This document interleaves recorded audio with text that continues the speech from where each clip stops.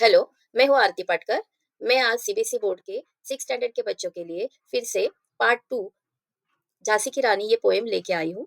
Part first जो है पहले ही मैंने दिया हुआ है, एक्सप्लेन किया हुआ है और आपको उसको देखना है। तो पहले स्टार्टिंग में आई बॉक्स में जाइए और वह देखिए और उसके बाद ये दूसरी जो पोएम है यानी पार्ट 2 है, तो वह आप देखिए। चलो, तो हम शुरू करते हैं। अनुनय विनय नहीं सुनता है विकट फिरंगी की माया, व्यापारी बन दया चाहता था जब यह भारत आया। डलहौजी ने पैर पसारे अब तो पलट गई काया, राजाओं नवाबों को भी उसने पैरों ठुकराया। रानी दासी बनी बनी यह दासी अब महारानी थी, बुंदेले हर बोलो के मुँह हमने सुनी कहानी थी, खूब लड़ी मर्दानी वह तो झांसी वाली रानी थी। अनुनय विनय नहीं सुनता है यानी फिरंगी यानी विदेशी यानी ये ब्रिटिश सरकार जो गवर्नमेंट है, वह कभी भी अनुनय यानी विनती रिक्वेस्ट ऐसी कोई भी बातें नहीं सुनते हैं। व्यापारी बन दया चाहता था यानी पहले जब भारत में ये सब ब्रिटिश या अंग्रेज जो आए थे, वह कौन बन के आए थे? व्यापारी। यानी एक बिजनेस लेके वह आए थे कि हमें सिर्फ कुछ बिजनेस करना है, अपना जो प्रोडक्ट है जो यहाँ बेचना है, इतना ही वह सिंपल रीजन बोलकर यहाँ आ गए थे। और देखते ही देखते अपने पूरे देश को उन्होंने हथियाया था या उस पे कब्जा किया था। डलहौजी ने पैर पसारे अब तो पलट गई काया। डलहौजी वहाँ का गवर्नर यानी उसमें जो ऑफिसर रहते पूरे स्टेट या पूरे देश को संभालने का जो एक काम रहता है, उन्हें कहा जाता है गवर्नर। तो डलहौजी ने पैर पसारे अब तो पलट गई काया। डलहौजी वहाँ का गवर्नर था, यानी उसके हाथ में पूरी सत्ता थी या उसके पास सब ऑर्डर और वह दे सकता था। और उसके के कारण या उसके ऑर्डर के कारण पूरी झांसी की काया काया यानी परिस्थिति सब चेंज हो गया। राजा और नवाबों को भी उसने पैरों ठुकराया। उसके पास इतना अधिकार था कि उसने वहाँ के हमारे भारत के जो अलग-अलग राज्य के राजा थे, नवाब यानी मुस्लिम जो राजा थे उनको नवाब बोला जाता था, उनको भी उन्होंने पैरों तले ठुकराया, यानी उनकी कोई भी कीमत या वैल्यू दी नहीं। रानी दासी बनी बनी यह दासी अब महारानी थी, यानी एक हमारी झांसी की रानी हो या बाकी जो राजा और थे, वह मानो एक दास यानी एक नौकर या कोई दास बन गए रह गए थे। और ये जो बिजनेस करने के रूप में एक अंग्रेज आए थे, वह अभी कौन बन गए थे? महारानी। महारानी यानी वह नवाब बन गए थे। बुंदेले हर बोलो के मुँह हमने सुनी कहानी थी। और कवयित्री सुमित्रा कुमारी चौहान यही हमें बता रही है कि वही हमने कहानी बुंदेले और हर बोलो के मुँह से सुनी थी। और वही उसकी मर्दानी रूप या झांसी वाली रानी जो थी, वह कैसे लड़ी, उनके बारे में मैंने वर्णन सुना है। चीनी राजधानी दिल्ली की, लिया लखनऊ बातों बात। कैद पेशवा था बिठूर में, हुआ नागपुर का भी घात। उदयपुर, तंजौर, सतारा, कर्नाटक की कौन बिसात, जबकि सिंध, पंजाब, ब्रह्म पर अभी हुआ था वज्र निपात। चीनी राजधानी दिल्ली की, दिल्ली यानी दिल्ली। और उसकी जो यानी राजधानी जो थी कैपिटल जो थी, वो अंग्रेजों ने उनसे छीन ली। लखनऊ बातों बात, यानी देखते ही देखते लखनऊ जैसा राज्य था, वो भी उन्होंने छीन लिया। कैद पेशवा था बिठूर में, बिठूर नाम के देश में या छोटे से प्रदेश में, राज्य में उनके पेशवा जो थे, उनको भी उन्होंने कैद किया। नागपुर का भी ऐसी इसी तरह का घात हुआ, यानी उनको भी अपने कब्जे में ले लिया। उदयपुर, तंजौर, सतारा, कर्नाटक की कौन बिसात, यानी ये सारे भी जो राज्य थे, वह भी अंग्रेजों ने देखते-देखते अपने कब्जे में कर लिए। सिंध, पंजाब, ब्रह्म पर अभी हुआ था वज्र निपात। वज्र निपात यानी बहुत उनके ऊपर उन्होंने अत्याचार किए या उनसे अब उनका राज्य जो है वह छीन लिया। अभी कौन-कौन से देश के ऊपर या कौन-कौन से राज्य के ऊपर उन्होंने अपना कब्जा किया था? तो दिल्ली, लखनऊ, नागपुर, बिठूर, उदयपुर, तंजौर, सतारा, कर्नाटक, सिंध, पंजाब, ब्रह्म इतने। अभी यहाँ दिए हुए शब्द है काया, काया यानी शरीर, पर यहाँ हमें उसका मतलब लेना है परिस्थिति। राजधानी का मतलब है कैपिटल और दिल्ली यानी दिल्ली। अभी एक क्वेश्चन मैं पूछती हूँ आपको, पेशवा को कैद कहाँ करके रखा गया था? तो बिठूर में। सेकंड क्वेश्चन, डलहौजी ने कौन से प्रांत को अपने कब्जे में लिया? तो डलहौजी ने दिल्ली को, लखनऊ, नागपुर, उदयपुर, तंजौर, सतारा, कर्नाटक, सिंध, पंजाब, ब्रह्म इन सबको अपने कब्जे में कर लिया था। बंगाले मद्रास आदि की भी तो यही कहानी थी। बुंदेले हर बोलो के मुँह हमने सुनी कहानी थी, खूब लड़ी मर्दानी वह तो झांसी वाली रानी थी। बंगाले यानी बंगाल, मद्रास आदि सभी राज्य की यही कहानी थी। यानी सभी पे धीरे-धीरे अपने अपना कंट्रोल या अपना राज्य अंग्रेज जो है वह कर रहे थे और वहाँ के राजाओं को धीरे-धीरे उन्होंने हटाना शुरू किया था। और वही कहानी सुनीता कुमारी चौहान जो है वह सुनी है और हमें भी ऐसी मर्दानी और ऐसी झांसी की रानी की कहानी अपनी कविता के माध्यम से हमें सुना रही है। रानी रोई रनिवासों में, बेगम गम से थी बेजार, उनके गहने कपड़े बिकते थे कलकत्ते के बाजार, सरेआम नीलाम छापते थे अंग्रेजों के अखबार, नागपुर के जेवर ले लो, लखनऊ के लो नवलख हार। देखो कैसी परिस्थिति आ गई थी। रानी रोई रनिवासों में। रनिवास का मतलब है उनके पैलेस में जो रानियों के लिए अलग सी जगह होती है, तो उसे कहा जाता है रानी जहाँ वास करती है, उन्हें कहा जाता है रनिवास। और वह रोने लगी क्योंकि उनकी परिस्थिति ऐसी थी कि अंग्रेजों ने पूरा उनसे अपना राज्य छीन लिया था, तो उनका दास नौकर जैसे उनकी हालत हो गई थी। एक-एक खाने के दाने के लिए उनको दूसरे के ऊपर मोहताज होना पड़ रहा था और बेगम गम से थी बेजार। यानी बाकी जो राजा-रानी जो हिंदू थे, उनकी रानियाँ जो थी, वह रो रही है। मुस्लिम जो नवाब थे, उनके बेगम बोला जाता है, तो जिसके कारण वह बेजार हो गई थी, यानी परेशान हो गई थी। उनके गहने कपड़े बिकते थे, कलकत्ते के बाज़ार, यानी आम कलकत्ते के बाज़ार में इतने बड़े राजा-रानियों को भगवान के रूप में हम मानते थे, पूजते थे, तो उनके गहने कपड़े ऐसे बेचे जा रहे थे। क्योंकि कई-कई रानी या राजाओं को भी परिस्थिति ऐसी थी कि पैसों के लिए ऐसा करना पड़ा या उनसे छीन के, उनसे लूट के ऐसे कपड़े बिके गए। सरेआम नीलाम छापते थे। नीलाम यानी बाज़ार में उनके कपड़ों का सरेआम यानी सबके सामने वह कपड़ों का नीलाम कर रहे थे कि इसकी कीमत आप क्या लगाना चाहते हो? कस्टमर को पूछा जाता था। अंग्रेज़ों के अखबार और अंग्रेज़ों के अखबार यानी न्यूज़पेपर में नागपुर के जेवर ले लो, लखनऊ के लो नवलख हार ऐसे नीलामी के शब्द सुनाई दे रहे थे। नागपुर के जेवर ले लो यानी नागपुर के राजा महाराज या रानियों के जेवर यानी गहने ज्वेलरी ये ले लो। लखनऊ के नवलख हार, नवलख यानी क्या है कि जो अलग-अलग डायमंड से कीमती ऐसे जो डायमंड होते हैं, उनके जो हार है, जो जतन किए जाते हैं पीढ़ी दर पीढ़ी, तो उसके भी हार जो है, वह भी ऐसे सरेआम बेचे जा रहे थे। अब यहाँ एक मुहावरा है, फ्रेज है बेज़ार होना, उसका मतलब है परेशान होना। यो पर्दे की इज्जत परदेशी के हाथ बिकानी थी, बुंदेले हर बोलो के मुँह हमने सुनी कहानी थी। खूब लड़ी मर्दानी वह तो झांसी वाली रानी थी। कुटियों में थी विषम वेदना, महलों में आहत अपमान, वीर सैनिकों के मन में था अपने पुरखों का अभिमान। नाना धुंधु पत पेशवा, जुटा रहा था सब सामान, बहिन छबीली ने रणचंडी का कर दिया प्रकट आह्वान। यो पर्दे की इज्जत कि ऐसा वो समय था, ऐसा जो माहौल था कि अच्छे सरदार घराने या अमीर घराने या कोई ऐसी फैमिलीज़ थी राजा-रानियों की, तो उसमें उनको पर्दों में रखा जाता था, कोई उनको देख भी नहीं सकते थे। और आज उनकी इज्जत सभी और न्यूज़पेपर में या कहीं बाज़ार में भी नीलाम की जा रही थी। उनके कपड़े बेचे जा रहे थे, गहने बेचे जा रहे थे, देशी के हाथ बिकानी थी। तो ये सारी इज्जत कौन बेच रहा था? यही लोग बेच रहे थे। बुंदेले हर बोलो के मुँह हमने सुनी यही कहानी थी। कुटियों में थी विषम वेदना। अभी ये हाल हो गया रानीवश या जहाँ रानी अपने-अपने पैलेस में रहते थे उनका। पर गरीब जो कुटियों में रहते थे यानी छोटे झोपड़ियों में रहते थे। अभी कुटी का मीनिंग है झोपड़ी। विषम वेदना, उनकी तो वेदना या उनकी परेशानी अलग थी। महलों में आहत अपमान, महलों के लोगों में क्या था? अपमान सहन करना पड़ता था और वीर सैनिकों के मन में था अपने पुरखों का अभिमान। परंतु वहाँ एकनिष्ठ ऐसे सैनिक थे, सोल्जर जो थे, उनके मन में अभी भी अपने पुरखों पुरखों यानी अपने राजा, महाराज, अपने पहले के पीढ़ी के लोग जो थे, उनके प्रति, अपने देश की परंपरा के प्रति अभिमान अभी भी था। नाना धुंदुपंत पेशवा जुटा रहा था सब सामान और उसी में चुपके-चुपके नाना धुंदुपंत पेशवा जो थे, वह धीरे-धीरे सामान जुटा रहे थे और बहिन छबीले ने रणचंडी का कर दिया प्रकट आह्वान और तभी उनकी बहन जो छबीली छबीली किसे कहते थे?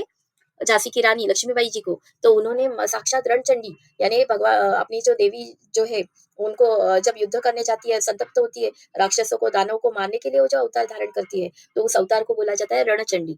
तो उन्होंने रणचंडी जैसा अपना रूप बना दिया था कि अंग्रेजों का के खिलाफ वह लड़ने के लिए तैयार हो रही थी और नाना साहेब पेशवा उनकी मदद करने के लिए सैनिक, सामान, पैसा सब जमा कर रहे थे।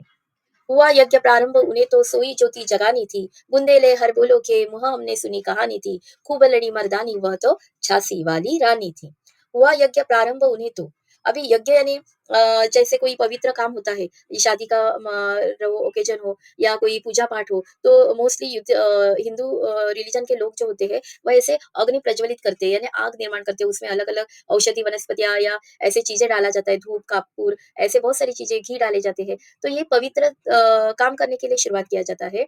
तो अभी मानो यह यज्ञ जला रही थी और उसमें अलग-अलग अपने वीर अपने जीवन की आहुति मानो देने वाले थे। सोई ज्योति जगानी थी और जो लोग डरे हुए थे, सहमे हुए थे, वो जो सो गए थे, उनकी आत्मा सो गई थी, उनको जगाने का काम कौन करने वाली थी? अपनी झांसी की रानी। बुंदेले हर बोलो के मुँह हमने यही कहानी सुनी थी और वह क्या थी कि अपनी झांसी की रानी मर्दानी थी और वही खूब लड़ी ऐसे। महलों ने दी आग, झोपड़ी ने ज्वाला सुलगाई थी, वो यह स्वतंत्रता की चिंगारी अंतरतम से आई थी। झांसी चेती, दिल्ली चेती, लखनऊ लपटे खाई छाई थी, मेरठ, कानपुर, पटना ने भारी धूम मचाई थी। महलों ने दी आग, यानी महलों ने अपने अंदर जो भी कुछ आग थी या जो शौर्य दे सकते थे, साहस दिखा सकते थे, ऐसे लोगों ने अपने आप को उस रानी लक्ष्मीबाई के युद्ध में अपने आप को लेके आए थे। झोपड़ी ने ज्वाला सुलगाई थी, मानो कुटियों के लोगों ने ज्वाला सुलगाई, यानी ऐसे शब्दशः या वर्डिंग हमें नहीं लेना है। तो झोपड़ी के लोग जो थे या महलों के अमीर लोग हो या गरीब झोपड़ी में रहने वाले, दोनों ने ऐसे काम के लिए या ऐसे युद्ध के लिए अपनी रानी लक्ष्मीबाई को मदद की थी। यह स्वतंत्रता की चिंगारी अंतरतम से आई थी, क्योंकि हमें स्वतंत्र होना है और ये चिंगारी यानी एक छोटी सी आग जो थी वह हर एक के अंतरतम अंतरतम यानी हर एक के हृदय में, मन में ये आ गई थी और जलाई गई थी।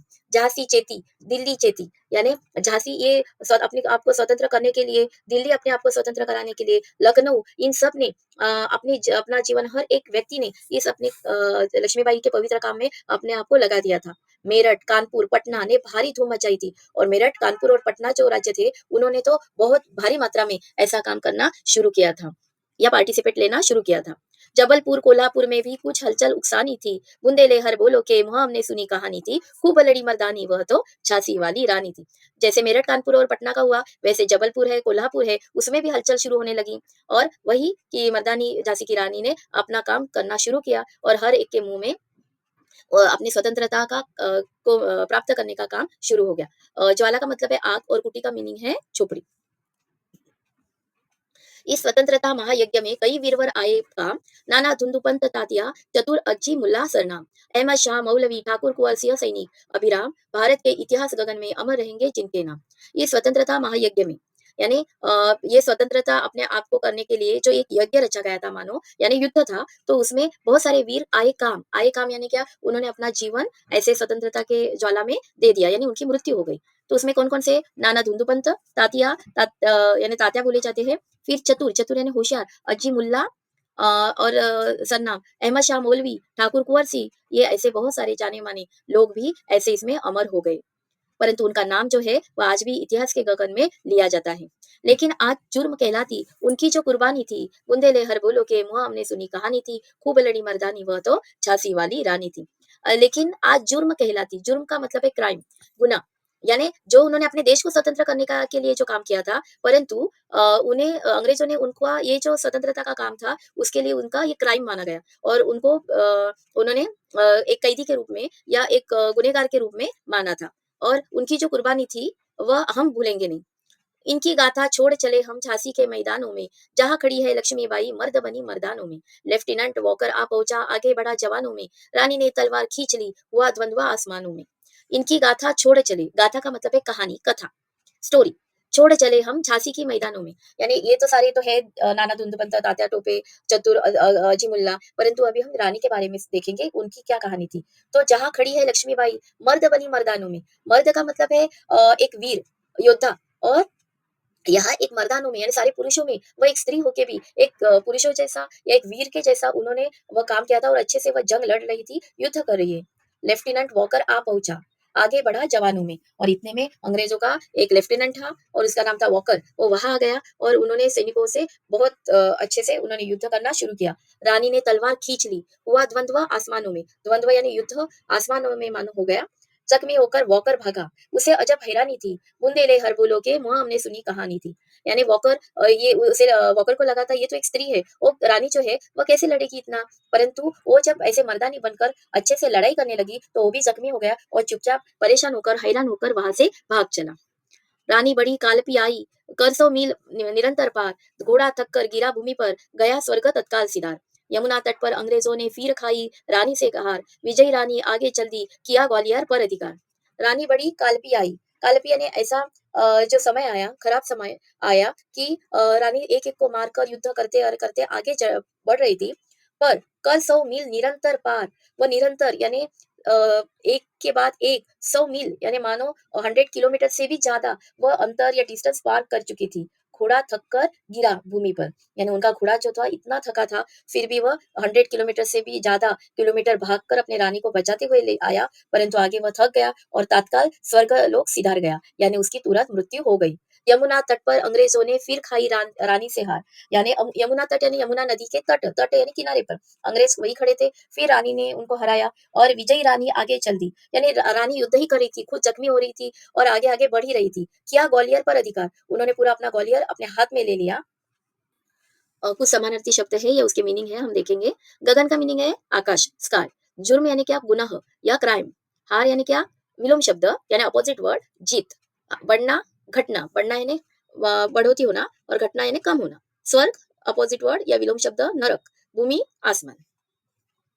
अंग्रेजों के मित्र सिंधिया ने चोरी राजधानी थी, बुंदेलहर बोलो के मुँह हमने सुनी कहानी थी, खूब लड़ी मर्दानी वह तो झांसी वाली रानी थी।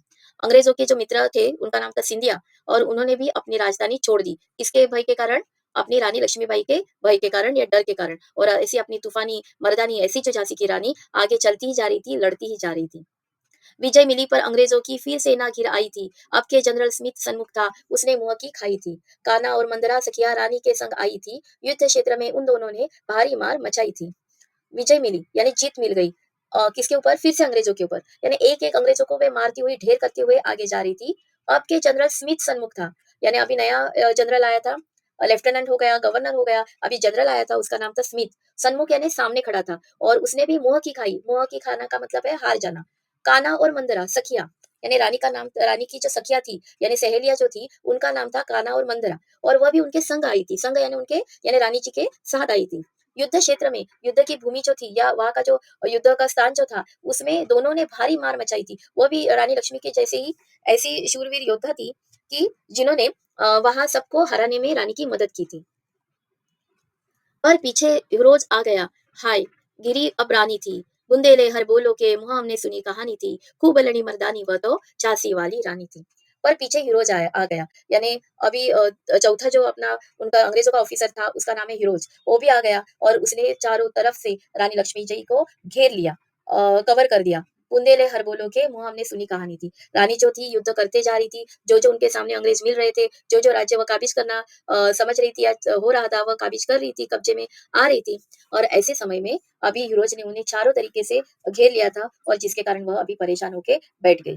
तो भी रानी मार काट कर चलती बनी सैन्य के पार, किंतु सामने नाला आया था यह संकट विषम अपार।